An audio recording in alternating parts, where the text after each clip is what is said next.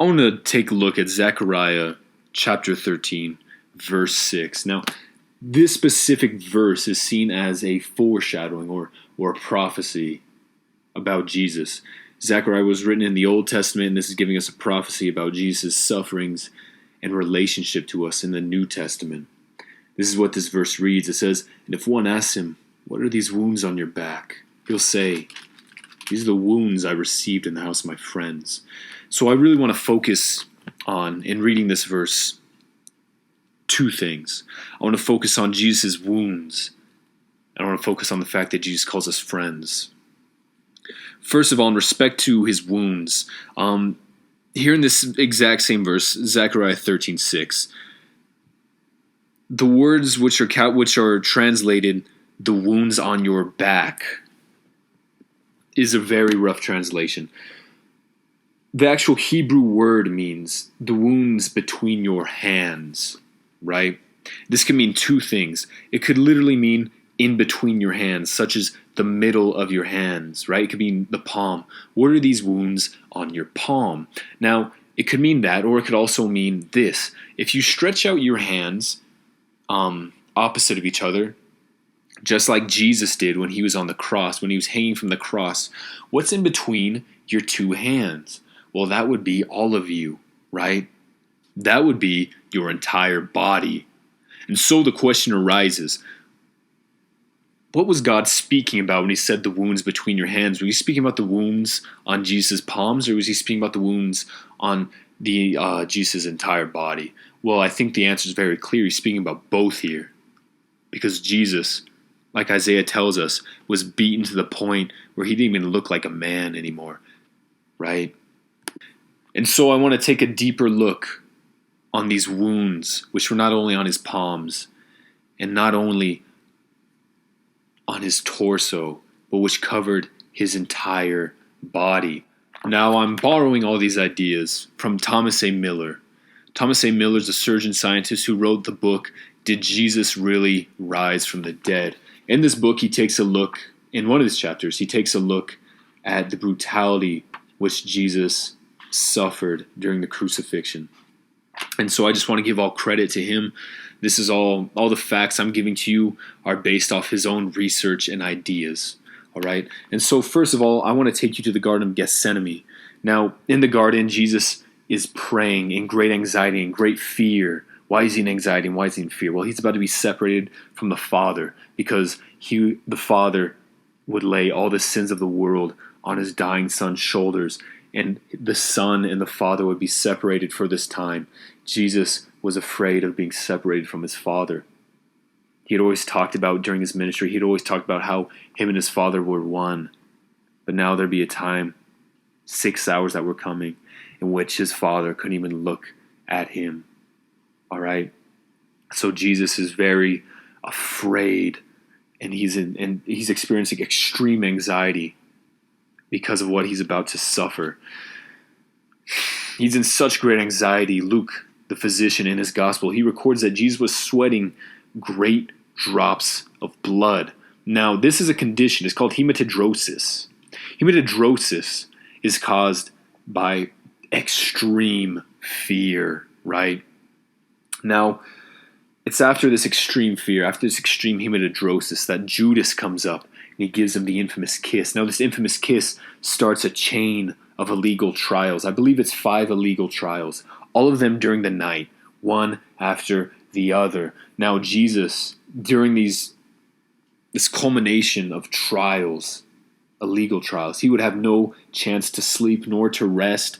And so keep that in mind as we read through what Jesus suffers through the actual crucifixion, because he suffered all of that without any sleep. Instead of sleeping, he was going through stress, right? He's going through trials. And so after these trials, Jesus is brought to Pilate. Now, Pilate, when he questions Jesus, sees that he is very much innocent. He finds no fault in Jesus, but he's very afraid that the Jews, they want to kill Jesus. Mainly the religious leaders. They've had enough of Jesus upturning and really upheaving their religious system, trying to show them what the kingdom of heaven, what the kingdom of God is all about. So they say, look, we got to get rid of Jesus, and they want to have him killed. So they keep pressuring Pilate, kill him, kill him, kill him. And Pilate, he decides that he would try to appease the religious leaders. He said, look, I'll have him flogged. Now, how does he have Jesus flogged? Well, Jesus, in being flogged, would have his hands tied to a post which would have been anchored in the ground. Okay? And he would have been stripped of all his clothes. He'd be naked. And he'd be whipped. Now, it wasn't just by one soldier. Right? The soldier had to give around, I think the exact number is 39 blows. It's not given in the Bible, but we know by Roman history that the exact maximum that a prisoner could be whipped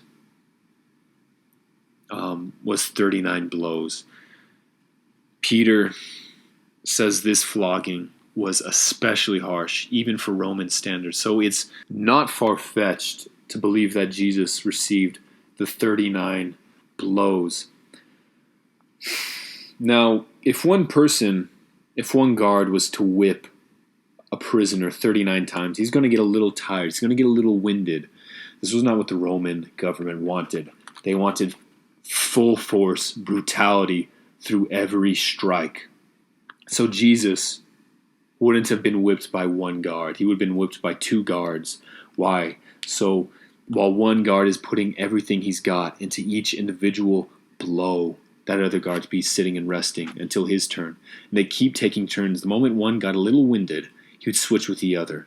That way, they could keep swinging at Jesus with their whip. Now, the whip in which they whipped Jesus with, it wasn't going to leave little red lashes, little red strikes. The whip in which they whipped him with was called the cat o' nine tails. Now, this cat o' nine tails, what it was a whip, and the thongs at the end of the whip were weighted with pieces of bone, metal fragments, glass fragments. And you see when he would swing, it would get stuck and caught in the flesh. And so the guard, one of the two guards, would have to rip it out. It would take chunks off of Jesus' back.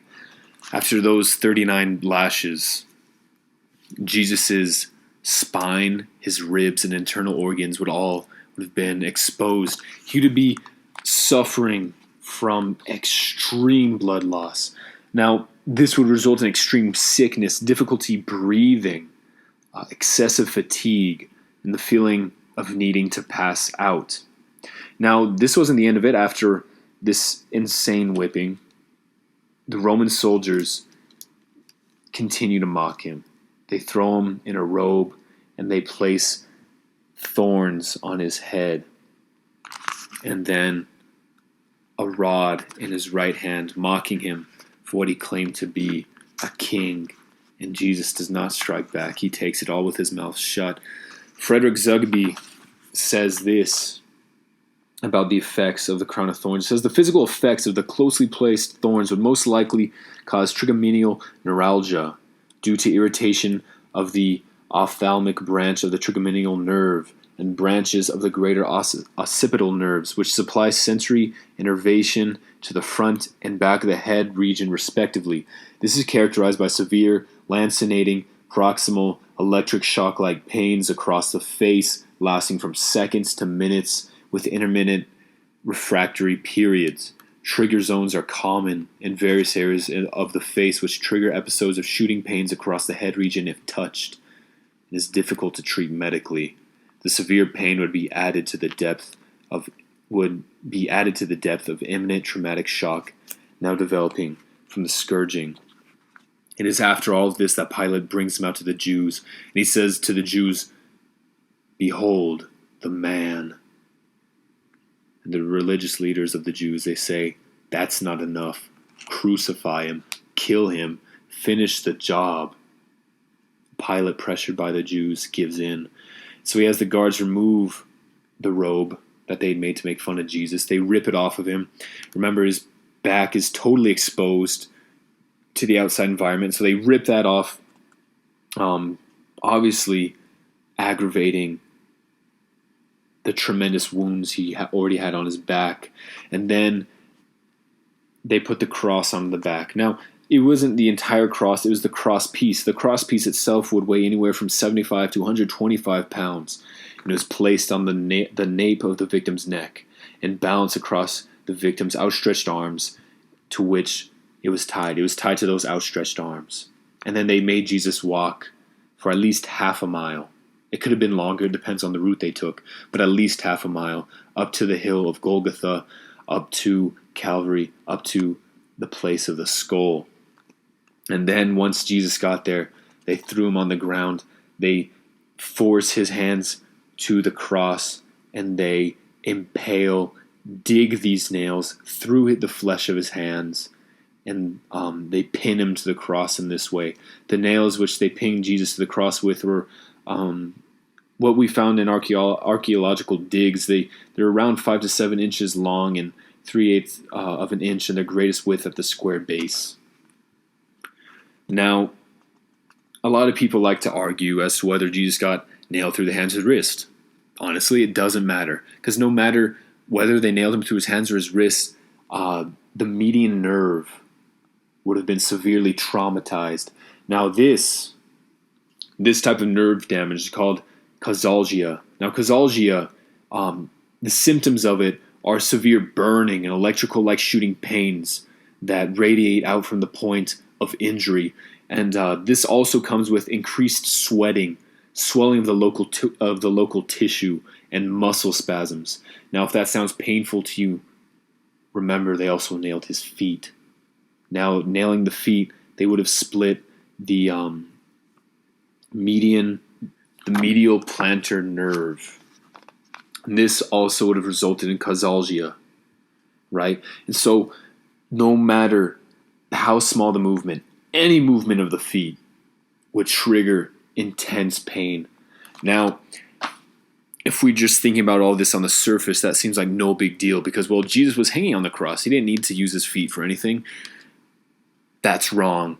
Jesus, in the way that they used to hang on the cross, it would be impossible to breathe unless you lifted up your body weight by the nails of the cross, right? You had to push up with your feet and you had to pull up with your hands to straighten yourself out in order to breathe. So in order to breathe, Jesus would be experiencing even worse symptoms of causalgia.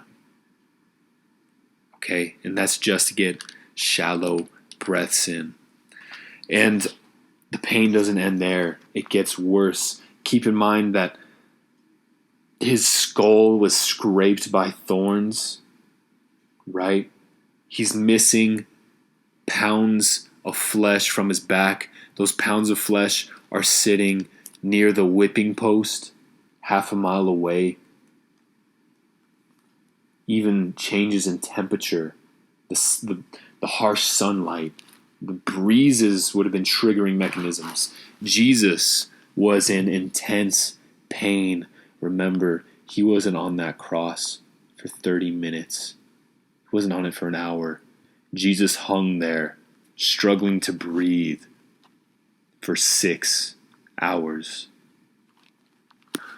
These were the wounds. Going back to Zechariah 13:6, these were the wounds that Jesus received in between his hands in the house of his friends. What is the house of his friends? The house of his friends is this world. Who are his friends? His friends are sinners. The religious leaders at the time used to hate Jesus because he only hung out with prostitutes and with thieves, with the scum of society, right? And he loved them. He said, these people, they're my friends. In John 15:13, Jesus says, greater love has no one than this. They're to lay down his life for his friends. I want you to look at who Jesus' friends were again. His friends were the people who killed him. And Jesus is proud to call them his friend. Jesus said he never came to condemn the world, but to save it. He never came preaching heartless religion. He came preaching his heart full of love, forgiveness, acceptance, and relationship. So Jesus says, despite all of these wounds, I bear them with pride, because these are the wounds which I received in the house of my beloved friends.